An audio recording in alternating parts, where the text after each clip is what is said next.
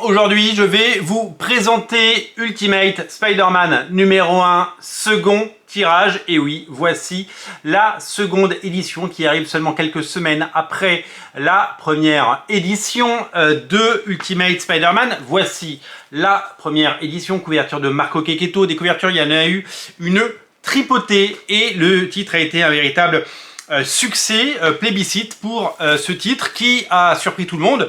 On savait qu'il y avait une attente, mais elle a été évidemment incroyable, si bien que le titre est tombé en rupture dans 48 heures et que le second tirage est parti à l'impression très vite. Le voici, le voilà.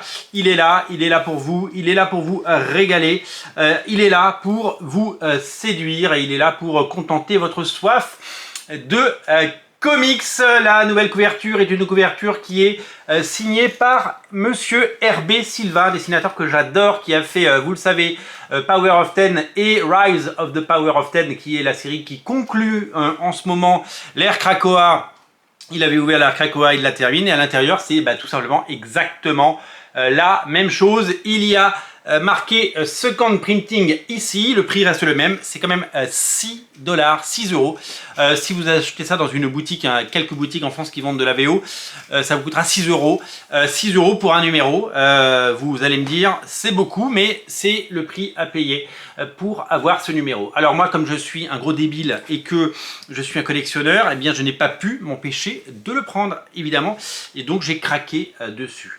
Le premier numéro est donc à nouveau disponible. Il sera certainement très vite en rupture parce que au niveau de la distribution, c'est Penguin Random House qui fait la distribution, ce n'est plus Diamond, ce n'est plus Previews qui fait la distribution.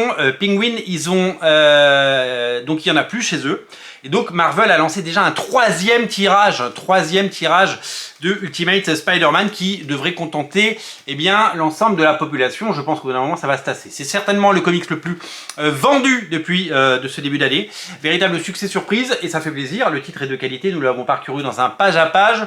Sa lecture était délicieuse et maintenant on attend la suite. On attend la suite et on a hâte de découvrir Spider-Man en costume et la suite des aventures que nous réserve Jonathan Hickman au scénario et Marco Checchetto au dessin. Le numéro 2, il arrive quand? C'est simple, il arrive la semaine prochaine, le numéro 2. Et ça, c'est super cool. Un numéro par mois. On a déjà vu les couvertures jusqu'au numéro 5, je crois. Et donc en France, Ultimate Spider-Man devrait arriver sans nul doute soit cet été, soit en septembre, dans une sorte de soft cover. Vous savez, vous connaissez ce format, les soft covers. Les soft covers, ce sont des formats qui plaisent énormément. Et ce sont surtout des formats qui permettent de sans trop se ruiner, de lire un maximum de titres. Normalement, le magazine, donc Softcover Ultimate, devrait regrouper les 3 séries Ultimate, Ultimate Spider-Man, Ultimate Black Panther et Ultimate X-Men. Alors, nous sommes mi-février. Ultimate Spider-Man est déjà sorti, de couverture, enfin deux éditions. Ultimate Black Panther est sorti la semaine dernière et vous le savez peut-être qu'il est tout simplement introuvable pour 2 raisons. D'abord parce que les libraires du monde entier n'y ont pas cru, et les libraires aux États-Unis.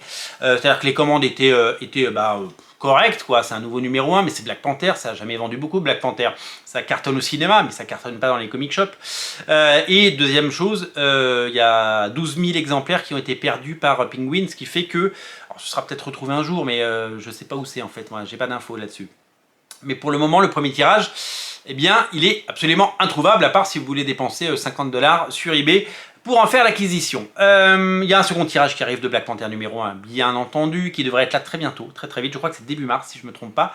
Et en mars, Ultimate X-Men de Peach Momoko. Alors, je suis très dubitatif sur ce Ultimate X-Men, mais j'aime bien être surpris, parce que j'aime bien ne pas m'attendre à quelque chose et être agréablement surpris. Peach Momoko, j'aime beaucoup. Je sais qu'il y en a qui n'aiment pas, et que pour eux, c'est du manga, et que c'est sale. Peach Momoko, c'est vraiment beaucoup de poésie, c'est un trait doux, c'est vraiment hyper chouette. Quand on regarde Demon Wars, Demon Days, et quand on regarde surtout les couvertures, parce que moi ce que je préfère pour le moment de Peach Momoko, c'est ses illustrations et ses couvertures, sorte d'estampes dans lesquelles les personnages Marvel sont revisités tout en douceur. Il y a beaucoup de poésie et beaucoup de soins portés à ces dessins, donc j'aime bien. Par contre, oui, On est à des kilomètres de ce Ultimate X-Men que j'ai tellement aimé, le Ultimate X-Men de Mark Millar et Adam Kubert. Et alors, ça aurait été stupide de refaire la même chose, ça aurait souffert de la comparaison. Donc le contre-pied a été de partir sur totalement autre chose. Je ne sais pas quoi en penser pour le moment, mais je le saurai bien assez tôt, bien entendu. Voilà, je tenais à vous présenter ce Ultimate Spider-Man seconde édition avec sa couverture de RB Silva. Voilà, il va rejoindre ma collection. Je suis très content d'avoir les deux éditions, 2 fois 6 €. Voilà, on a bien acheté plusieurs fois les mêmes choses. Et c'est la maladie des lecteurs de comics, vous le savez, et on ne juge pas, c'est une maladie, il faut respecter, et il faut nous comprendre, et il faut essayer de nous soigner, s'il vous plaît. Il ne faut pas être dans le jugement, il faut être dans l'empathie. Merci d'avance, merci beaucoup. Qu'avez-vous pensé d'Ultimate Spider-Man, maintenant que vous l'avez peut-être lu? À vous de nous le dire en commentaire. Salut!